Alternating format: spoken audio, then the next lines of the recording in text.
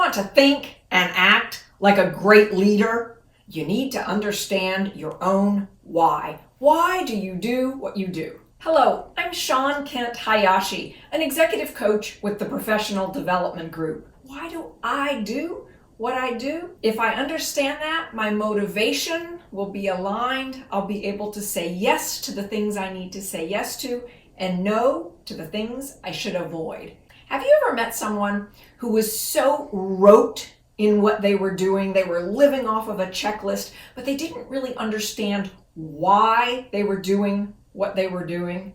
And they hadn't connected the dots in their own lives about what really gives them meaning.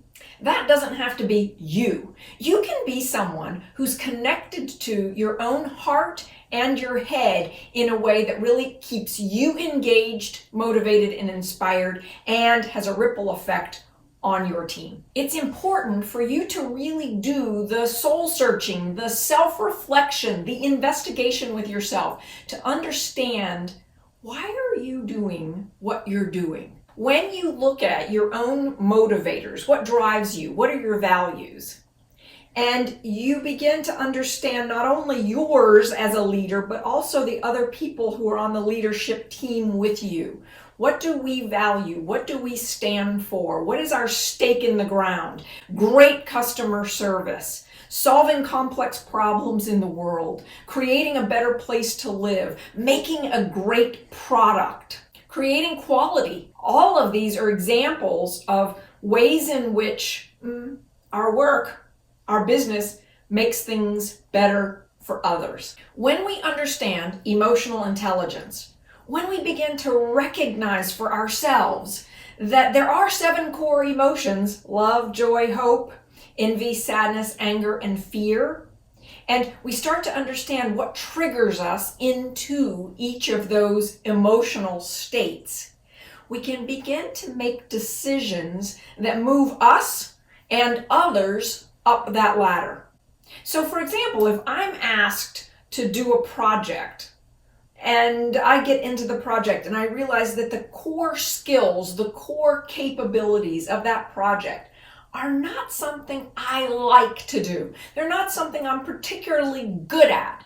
And in order for me to succeed in that, I'm going to need to beat my head against a brick wall of my blind spots.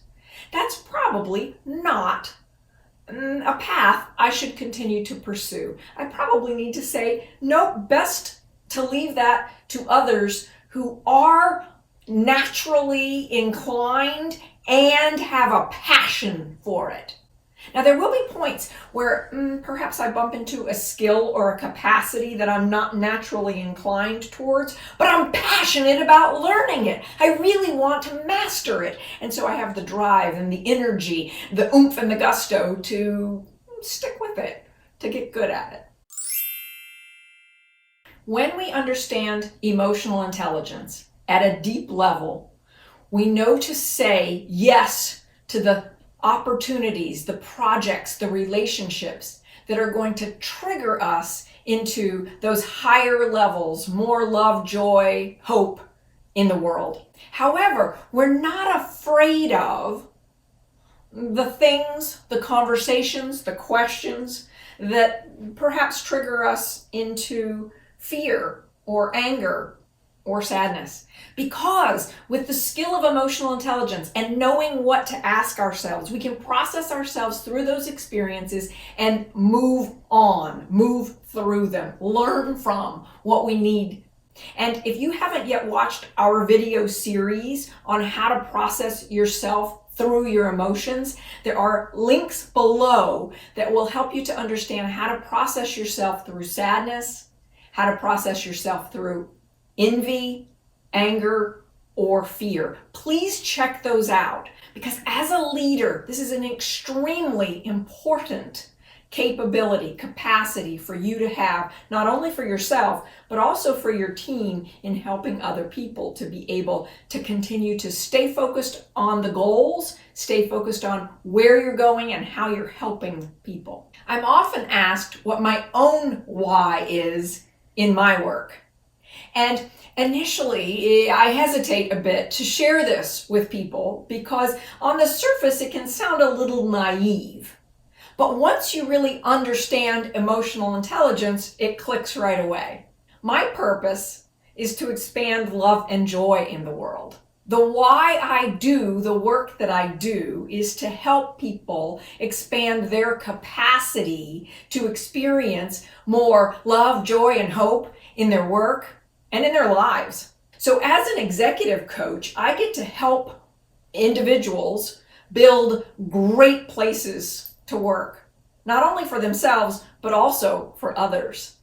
That adds tremendous value to an individual's life, more meaning, more consistency in the way they approach their work and make decisions. So if you're not clear on your why you do what you do, the place to start is looking at what do you really value?